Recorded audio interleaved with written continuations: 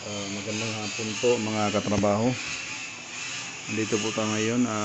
Nasira po kasi yung ano namin, scatter. Ayan.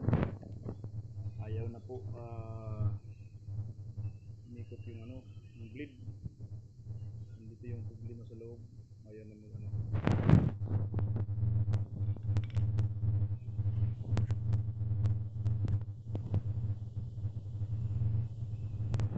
Lagyan natin ng grease o gasa. Ayan kasi ano, ikot. Ayan, ayusin natin po. Hopefully maayos para may magamit sa pigada.